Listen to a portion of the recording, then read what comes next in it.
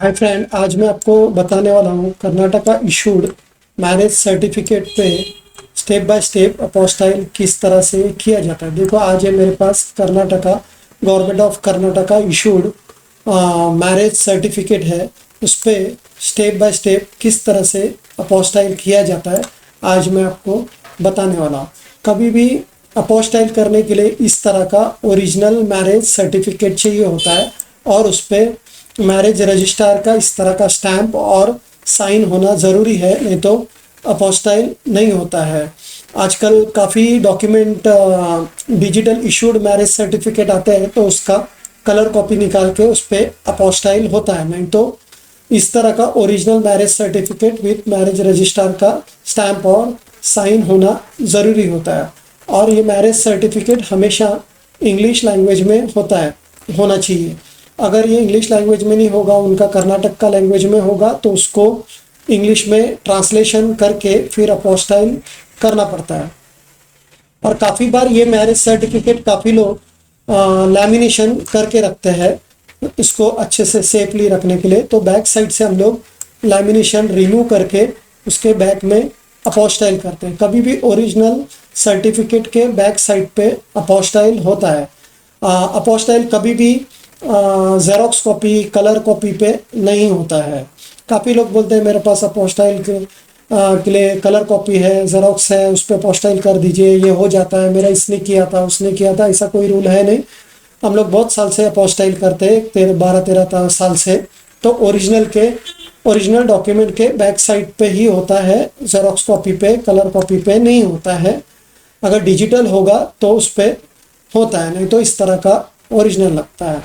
और ये अपोस्टाइल करने के लिए आपको इस तरह का ओरिजिनल मैरिज सर्टिफिकेट आपको देना पड़ता है और उसके साथ पे हस्बैंड और वाइफ का पासपोर्ट का जेरोक्स कॉपी देना पड़ता है। तो अभी मैं आपको बताता हूँ इसके बैक साइड पे step by step ministry of external affair से अपोस्टाइल किस तरह से हुआ है। देखो, ये सर्टिफिकेट का बैक साइड है। इसके बैक साइड पे किस तरह से स्टेप बाय स्टेप अपोस्टाइल हुआ है मैं आपको बताता हूँ।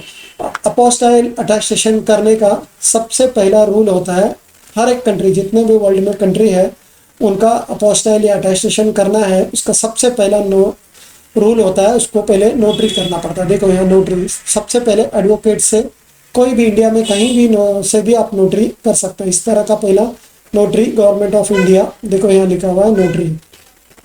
ये नोटरी होने के बाद में एडवोकेट अपना इस तरह से स्टैम्प करके इस पर साइन करता है। ये साइन होने के बाद में, ये नोटरी होने के बाद में इसका सेकंड स्टेप है अपोस्टाइल। इसको सेकंड स्टेप है इसका सब डिवीजन ऑफ मैजिस्ट्रेट, इसको शॉर्ट फॉर्म में SDM भी बोलते हैं। सब डिवीजन ऑफ मैजिस्ट्रेट में इसको सबमिट किया जाता है। देखो यहाँ लिखा है सब डिवीजन ऑफ मैजिस्ट्रेट। ये सब डिवीजन ऑफ मैजिस्ट्रेट का इस तरह से ये और ये दो ऑफिसर का स्टैंप लगता है। स्टैंप लगने के बाद में ऑफिसर इस पे इस तरह से साइन करता है। ये होने के बाद में, सेकंड स्टेप होने के बाद में थर्ड स्टेप है, इसको MEA में सबमिट किया जाता है, MEA का अपोस्टाइल में। देखो यहाँ लिखा है गवर्नमेंट ऑफ इंडिया अपोस्टाइल करके लिया। इस तरह का अपोस्टाइल होता है। फिर इसमें सब आपके क्या क्या डिटेल, सब आपके डिटेल भरे जाते हैं। दिस पब्लिक डॉक्यूमेंट, मतलब ये क्या पब्लिक डॉक्यूमेंट है, मैरिज सर्टिफिकेट। तो इस तरह से मैरिज सर्टिफिकेट है।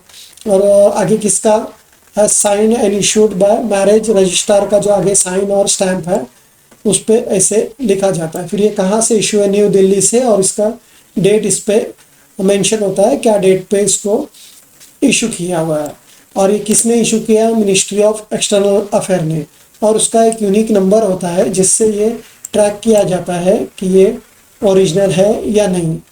और इसके बाद में इधर लिखा हुआ है सील एंड स्टैम्प।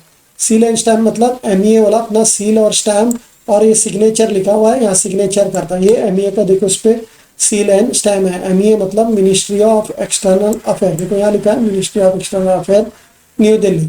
तो इस तरह से ऑफिसर का स्टैम्प लगता है उस पर। देखो मिनिस्ट्री ऑफ एक्सटर्नल अफेयर लिखा हुआ है, और ये स्टैम्प लगने के बाद में इधर ऑफिसर का साइन होता है।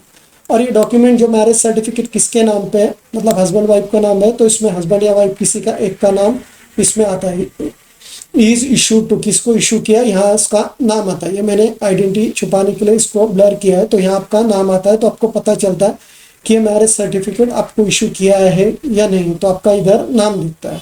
अगर ये आपको अपोस्टाइल करना हो तो हम लोग अपोस्टाइल करते हैं, तो उसके लिए आपको मेरे को इस तरह का ओरिजिनल मैरिज सर्टिफिकेट भेजना पड़ता है और हस्बैंड वाइफ का पासपोर्ट का जेरॉक्स कॉपी भेजना पड़ता है। अगर आपको अपोस्टाइल करना है तो मेरा स्क्रीन पे नंबर दिया हुआ है, तो उस पर आप कॉल या व्हाट्सअप कर सकते हैं।